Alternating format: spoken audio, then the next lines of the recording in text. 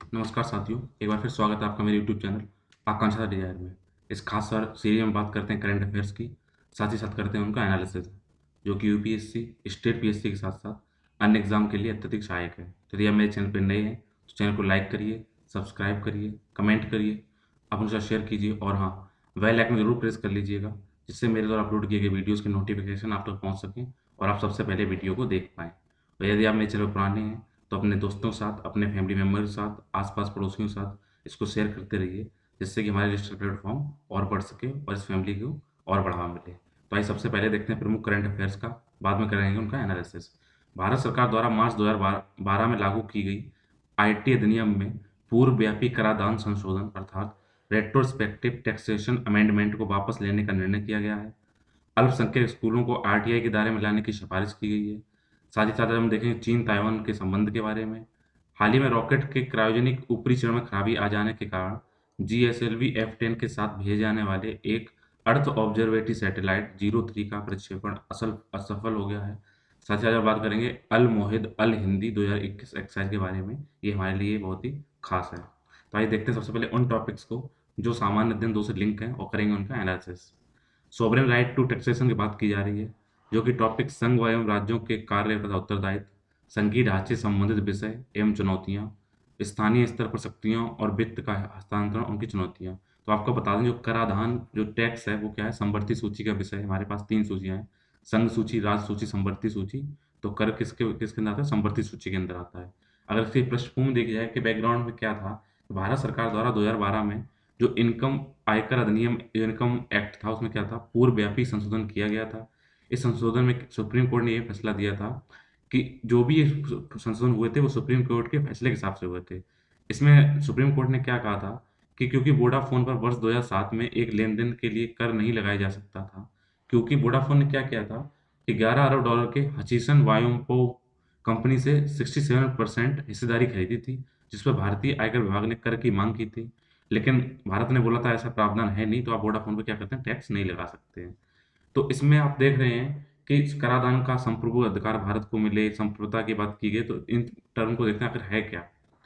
संप्रभु शक्ति अगर बात की जाए तो वह एक कानून होता है जिसमें क्या होता है, संविधान द्वारा मान्यता प्राप्त किसी अन्य शक्ति द्वारा रोका या रद्द नहीं किया जा सकता है। कि अगर आप संप्रभु हैं तो आपको ऐसा नहीं है, अगर आप किसी अपने मालिक हैं तो संविधान द्वारा आपके मालिकाना हक को छीना नहीं जाएगा, बस उसमें कुछ चेंज किए जाएंगे, बट आपको मालिकाना हक वही का वही रहेगा।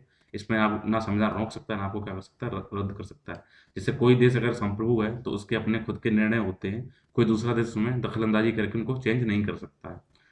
भारत में कराधान के अगर संप्रभु अधिकार की बात की जाए तो भारत में क्या है कि अगर सरकार क्या करेगी, चाहे व्यक्तियों के ऊपर टैक्स लगाना हो या किसी संगठन के ऊपर टैक्स लगाना हो, किसी कंपनी के ऊपर टैक्स लगाना हो, किसी फर्म के ऊपर टैक्स लगाने की बात की जाए, तो ये सिर्फ किसको अधिकार है, भारत सरकार करता है। और वो किसके थ्रू करता है, संविधान में इसका प्रोसेस किया गया है कि इसमें आप इसमें टैक्स लगा सकते हैं। लेकिन इसमें एक स्पष्टीकरण भी दिया गया है कि आप टैक्स तो लगाइए, लेकिन जो लीगल प्रोसीजर है, विधिक प्राधिकारी के अलावा कोई भी इस पे टैक्स ना तो लगा सकता है, ना किसी पे वसूल सकता है। अगर व्यक्तियों संगठनों पे टैक्स लगाना है तो सिर्फ विधिक प्राधिकारी लगाएगा और उसके अलावा कोई भी अधिकारी नहीं लगा सकता है। इसके अलावा किसी भी लगाए जाने वाले कर का आधार विधायिका या संसद द्वारा पारित कानून होना चाहिए। ऐसा नहीं आपने बना दिया और आपने बोला इतना परसेंट टैक्स लगेगा, जब तक उसको लेजिस्लेटिव असेंबली में या संसद द्वारा पास नहीं किया जाएगा तब तक वो टैक्स नहीं बनेगा और सिर्फ विधिक प्राधिकारी द्वारा ही लगाया जा सकेगा। आइए बात करते हैं कि अभी हाल ही में जो अल्पसंख्यक समूह हैं उनके स्कूलों के जो हैं उनको आरटीआई के दायरे में लाने की सिफारिश की गई है। तो ये जो सिफारिश किसने की है, राष्ट्रीय बाल संरक्षण अधिकार संरक्षण आयोग ने, national commission for protection of child rights ने बात की है इसमें। इसमें क्या कहा गया है कि जितने भी अल्पसंख्यक स्कूल हैं, चाहे वो ईसाइयों द्वारा चलाए जा रहे हों, बौद्ध धर्म द्वारा चलाए जा रहे हों, मुसलमानों द्वारा मदरसे चलाए जा रहे हैं, उनमें क्या है, उनका आकलन करके उन्होंने एक रिपोर्ट जारी की है। उनके रिपोर्ट के अनुसार किया ये बोला गया है कि जो अल्पसंख्यक स्कूल हैं इनको क्या किया जाए, आरटीआई के दायरे में लाया जाए। इस रिपोर्ट ने क्या किया, जो भारत के संविधान का अनुच्छेद 15(5) है जिसके तहत अल्पसंख्यक संस्थानों को कुछ छूटें दी गई हैं, उनके उनको विश्लेषण किया है और तब उन्होंने ये बात कही है। अगर टॉपिक का लिंक देखें तो उनके जो कार्यान्वयन के कारण उत्पन्न विषय हैं जो भारतीय संविधान में, उसके द्वारा लिंक किया गया है। अगर हम बात करें कि अनुच्छेद 15(5) कहता क्या है इसमें, अनुच्छेद 15(5) ये कहता है कि देश के अंदर चाहे सरकार के द्वारा मान्यता प्राप्त स्कूल हो या गैर मान्यता प्राप्त सहायता प्राप्त हो, सरकार द्वारा सहायता मिल रही है या नहीं मिल रही है, निजी तौर पर स्कूल चलाए जा रहे हैं, उनमें जब भी आप किसी बच्चों का दाखिला लेंगे तो उसमें आपको एक रिजर्वेशन प्रोसेस है कि इतने परसेंट आप इस समुदाय से लेंगे, इतने परसेंट इस समुदाय से लेंगे।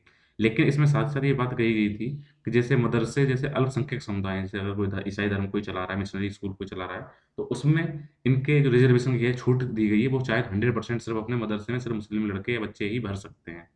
तो इसमें आपको देखें कुछ कहीं पे विरोधाभास दिखाई पड़ेगा, क्योंकि अगर आपको ध्यान दें कि अल्पसंख्यक स्कूलों को शिक्षा का अधिकार नीति लागू करने छूट दी गई है। यह सरकार के सर्व शिक्षा अभियान के अंतर्गत आता है कि सभी को शिक्षा मिले, लेकिन इससे अल्पसंख्यक समुदाय क्या कि जो हैं वो क्या है, जो उनके स्कूल हैं वो उनसे उन्हें छूट है। तो ये विरोधाभास है कि एक तरफ आप बोलते हैं सबको शिक्षा का अधिकार मिले और दूसरी तरफ अल्पसंख्यक स्कूलों को क्या कर रहे हैं, उन्हें छूट दे रहे हैं कि आप इस नीति को लागू नहीं करें। अगर अल्पसंख्यक स्कूलों को आरटीआई और सर्व शिक्षा अभियान से छूट दी गई है, तो कैसे दी गई है? तो इसमें क्या हुआ है कि आपको पता होना चाहिए कि वर्ष 2002 में क्या किया गया था, संविधान का 86वां संशोधन किया गया और उसमें शिक्षा के अधिकार को मूल अधिकार के रूप में घोषित कर दिया गया था। तो ये जो अधिकार मैं बता रहा हूँ, इनको आप याद रखिए। कहीं न कहीं क्वेश्चन में आते हैं कि 86वें संविधान संशोधन से क्या जोड़ा गया, क्या हुआ था? इस बारी-बारी से अधिकार आएँगे, इनको देखिए।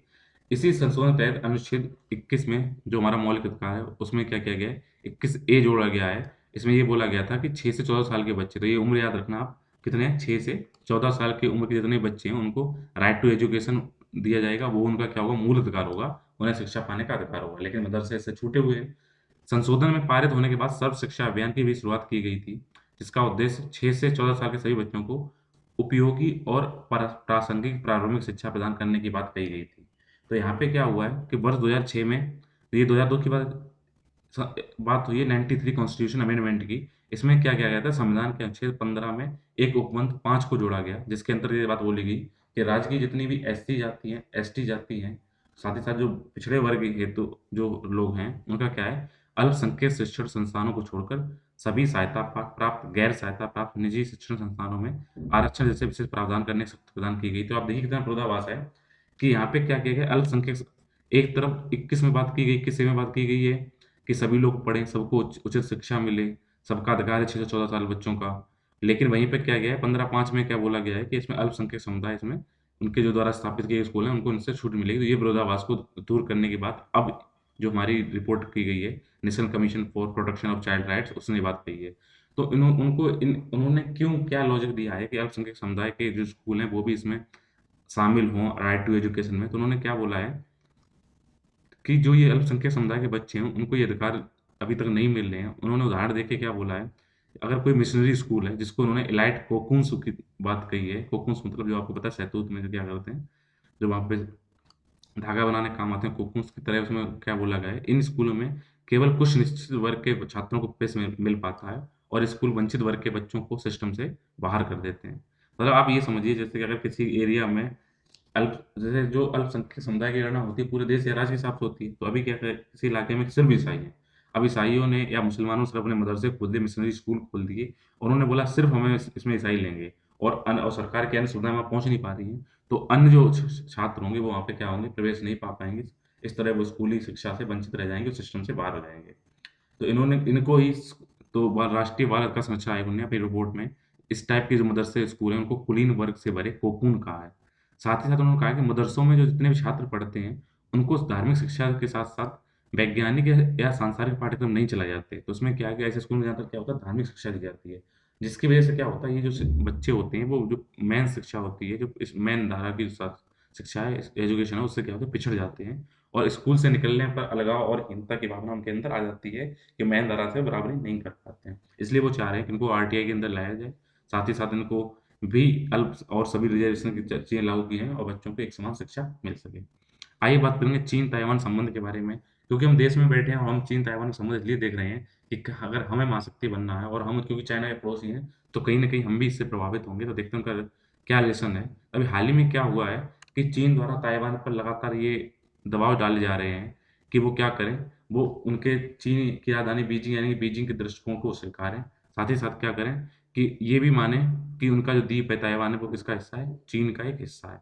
क्योंकि वो देख रहे हैं कि हाल ही में अमेरिका और अन्य देश क्या हो रहे हैं, ताइवान को अपनी मदद दे रहे हैं और उनको भड़काने की कोशिश कर रहे हैं, चाइना से अलग करने की कोशिश कर रहे हैं। सही भड़का रहे हैं, गलत गलत भड़का रहे हैं तो अलग बात है, बट अभी क्या है, चाइना चाह रहा है कि ताइवान उनका हिस्सा आके बने, उनकी स्वीकार्यता को करे। अगर टॉपिक का लिंक देखें तो ये भारत के हितों पर विकसित या विकासशील देशों की नीतियाँ तथा राजनीति का प्रभाव प्रवासी भारतीयों से संबंधित है। तो आइए देखें कि संबंधित प्रकरण क्या है। तो किसी आर्टिस्ट ने ये बनाया है, इसमें क्या बोला गया कि प्रपोजल उन्होंने, चाइना क्या बोल रही है कि आप रीयूनिफिकेशन करिए हमारे देश को, आइए हमें जुड़िए, ताइवान से ये बात बोल रहे हैं। और हम ये प्रपोजल पीसफुल है, लेकिन जो ताइवान उसको कहीं न कहीं क्या लगता है, ये ड्रैगन की चाल लग रही है।